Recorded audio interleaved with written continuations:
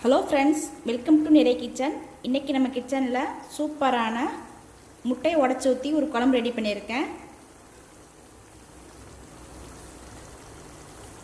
எவ்வளோ அருமையாக வந்திருக்கு பாருங்கள். டேஸ்ட்டும் சூப்பராக இருக்குது. ரொம்ப சிம்பிளாக அந்த குழம்பு ரெடி பண்ணிடலாம்.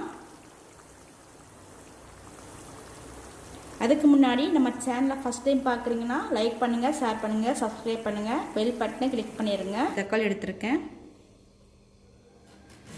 5 தக்காளி கட் பண்ணிவிட்டு ஒரு மிக்ஸி ஜாரில் போட்டு நல்லா அரைச்சிக்கோங்க.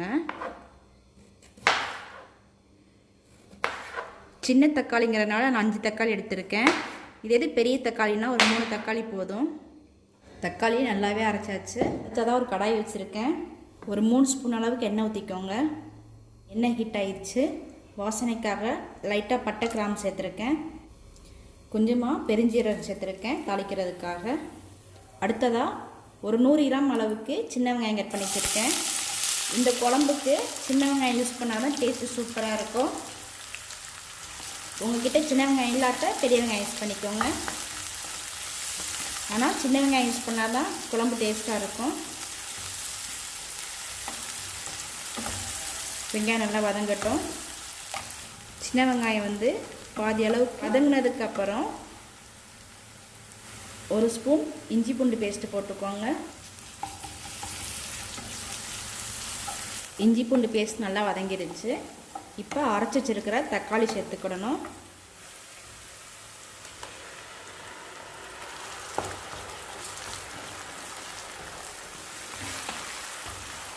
அது கூட கொஞ்சமாக தண்ணி ஊற்றிருக்கேன்.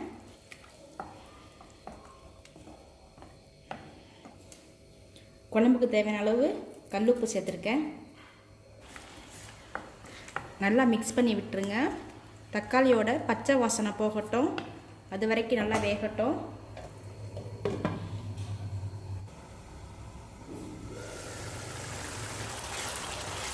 தக்காளி வெங்காயம் எல்லாம் நல்லா வதங்கிருச்சு. இப்போ மசாலா சேர்த்துக்கிட போகிறோம்.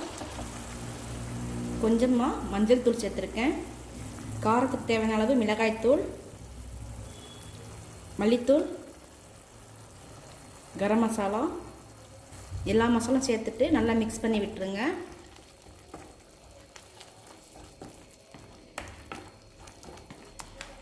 நல்லா மிக்ஸ் பண்ணிவிட்டு குழம்புக்கு தேவையான அளவு தண்ணி ஊற்றிட்டு நல்லா வேக விட்டுருங்க. மசாலாவோட பச்சை வாசனைலாம் போகிறதுக்காக நல்லா வதக்கியாச்சு. இப்போ கொஞ்சமாக தண்ணி ஊற்றிருக்கேன். உங்களுக்கு குழம்பு எந்த அளவுக்கு தேவையோ அந்த அளவுக்கு ஊற்றிக்கோங்க. இன்றைக்கி நான் ரெடி பண்ணுற குழம்பு 4 பேத்துக்கு போதுமான அளவாக இருக்கும். இப்போ ஒரு மூடியை போட்டு மூடி வச்சுருங்க. மசாலாவோட பச்சை வாசனைலாம் போகட்டும். குழம்பு நல்லா கொதிக்குது பாருங்கள். லைட்டாக ஒரு கிண்டி விட்டுட்டு திரும்பியும் மூடி வச்சுருங்க.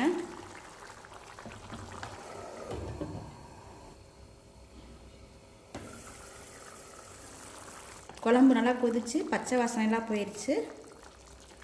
இப்போ கொஞ்சமாக மல்லி இலை கட் பண்ணி வச்சுருக்கேன். நல்லா மிக்ஸ் பண்ணி விட்டுருங்க. அடுத்ததாக கொஞ்சமாக பெப்பர் தூள் எடுத்து வச்சுருக்கேன். குழம்புல சேர்த்து மிக்ஸ் பண்ணி விட்டுருங்க. கடைசியாக பெப்பர் சேர்த்தா டேஸ்ட்டு சூப்பராக இருக்கும். இதுக்கப்புறம் நம்ம முட்டையை உடச்சி ஊற்ற போகிறோம். முட்டையை உடச்சி ஊற்றும் போது குழம்பு நல்லா கொதிச்சுக்கிட்டு இருக்கணும். அதுக்கப்புறம் அடுப்பு சிம்மில் வச்சுட்டு முட்டையை உடச்சி ஊற்றுங்க.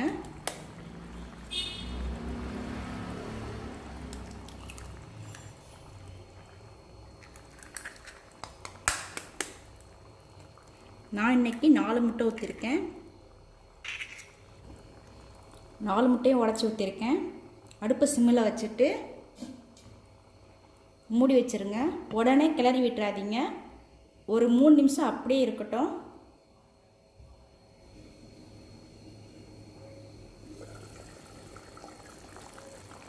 மூணு நிமிஷத்துக்கு அப்புறம் பாருங்கள், நம்ம உடச்சி ஊற்றின முட்டை நல்லா ஒரு சைடு வந்திருக்கு. இப்போ அடுத்த சைடு திருப்பி விட்டுக்கோங்க.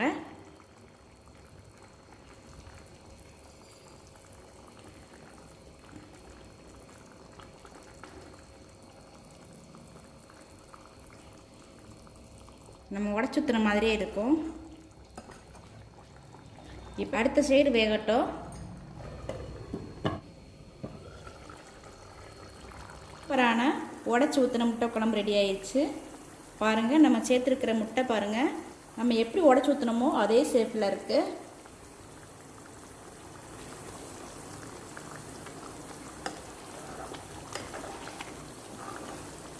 சூப்பரான உடச்சி ஊற்றின முட்டை குழம்பு ரெடி ஆயிடுச்சு.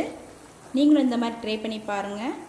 என்னுடைய சமையல் உங்களுக்கு பிடிச்சிருந்துச்சுன்னா லைக் பண்ணுங்கள், ஷேர் பண்ணுங்கள், சப்ஸ்கிரைப் பண்ணுங்கள், பெல் பட்டனை கிளிக் பண்ணிடுங்க.